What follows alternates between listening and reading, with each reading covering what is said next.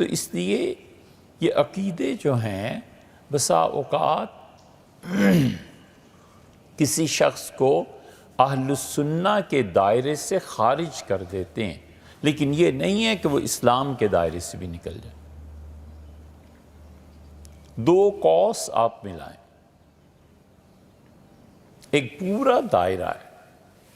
اس پورے دائرے میں وہ تمام فرقے شامل ہیں جو اپنے آپ کو مسلمان کہتے ہیں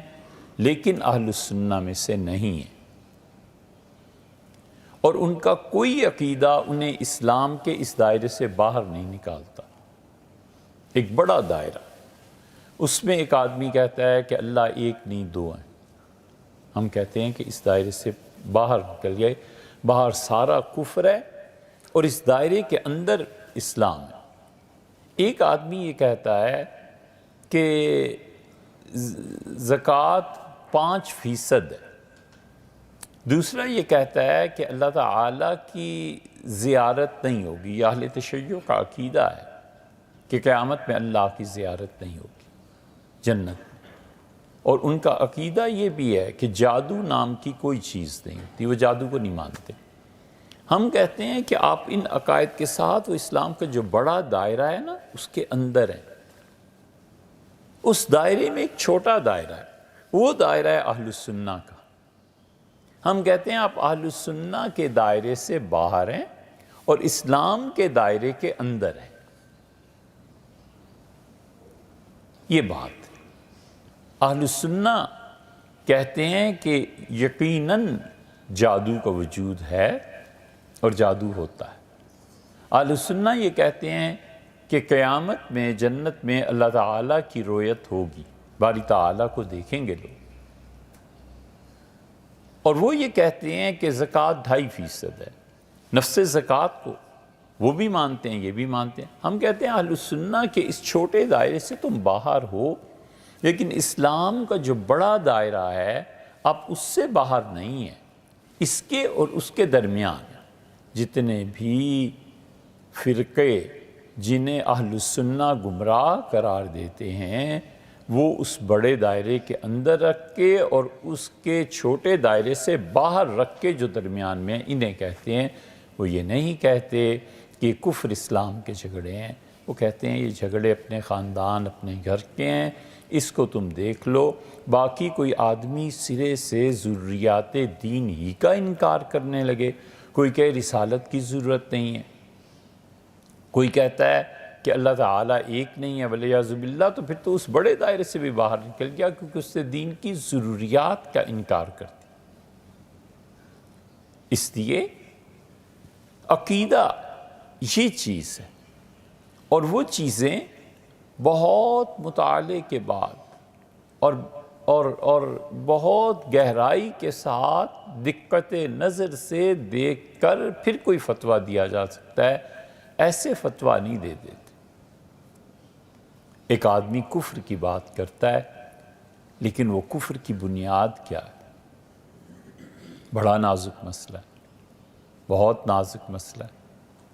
کفر اس پہ نافذ کیا گیا، جبراً اس پہ کفر آیا ہے یا اپنی خوشی سے اظہار کر رہا ہے، دونوں میں بڑا فرق ہے۔ ایک عورت غصے میں ہے اور وہ شوہر کہتا ہے خدا سے ڈر، وہ کہتی ہے کوئی خدا نہیں جس سے ڈروں، کدھر ہے تمہارا خدا؟ اب یہ تو کہا جا سکتا ہے کہ جملہ کفر کا ہے، یہ کہنا کہ اس جملے سے وہ عورت کافرہ ہو گئی اور اس کا نکاح ٹوٹ گیا، یہ بڑے حوصلے کا کام نہیں کہا جا سکتا۔ جس عورت کو دن میں 2-4 مرتبہ گالیاں سننی پڑتی ہوں، ہر ہفتے پٹائی وہ ہو، اس کی پیسے اسے لا کر نہ دیں، زندگی اس کی اجیرن ہوئی ہوئی ہو، وہ بیچاری ایک ایک چیز کو ترسے اور برتن مانجھے اور لوگوں کے گھر جا کے کام کر کے اپنے بچوں کو پالے، اور وہ پھر اسے کہتا ہے خدا سے ڈر، اور غصے میں کہتی ہے کہ کوئی خدا نہیں ہے، تو اس کا نفس، اس کا جی، اس کا اندر کہتا ہے نا کہ اگر کوئی اللہ ہے تو انصاف کہاں ہے؟ خدا ہے تو میرے ساتھ یہ کیا ہو رہا ہے؟ کیوں ان ظالموں کو خدا نہیں پکڑتا؟ یہ حالات کا جبر ہے جس نے اسے کفر کے جملے تک لایا ہے اور مجبور کیا ہے،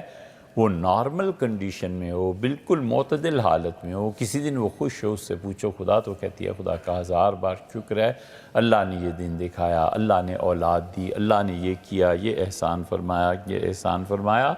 اس دن وہ کفر کا جملہ نہیں بکتی۔ کیسے کہا جا سکتا ہے کہ کافرہ ہو گئی اور مرتدہ ہو گئی اور اس کا قتل بھی جائز ہو گیا؟ وَلِعِیَاذُ بِاللَّہ، وہ ساری چیزیں جو اس پہ نافذ ہوتی ہیں، اس لیے صحیح عقیدہ اور اس عقیدے کا انکار کر کے کسی کا کفر میں چلا جانا، یہ فتوے دینا، یہ کوئی آسان بات نہیں ہے، بہت سوچ سمجھ کے بات کرنی چاہیے۔ عقیدہ اتنی نازک چیز ہے اور آسان ایک چیز ہے۔ آسان یہ ہے کہ یہ جو دین ہے نا، آدمی مطالعہ پڑھنا ان چیزوں سے اگر نہ موقع ہو، فرصت ہو، نہ فرصت ملے، تو اللہ کے جو نیک بندے منجھے ہوئے ہوتے ہیں نا،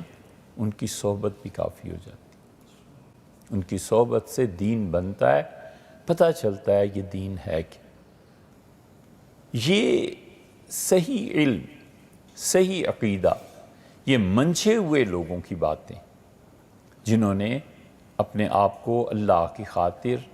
ختم کر دیا تھا، فنا کر دیا تھا۔ تو اس لیے یہ جو دین ہے نا، یہ اجتماعی اور انفرادی طور پر کمزور پڑ گیا۔ اس امت کے زوال کے اسباب میں سے بھی ایک سبب یہ ہے کہ جو دین ہے وہ منجھے ہوئے لوگ نہیں رہے، وہ ایسے لوگ جو اپنے آپ کو چھپاتے تھے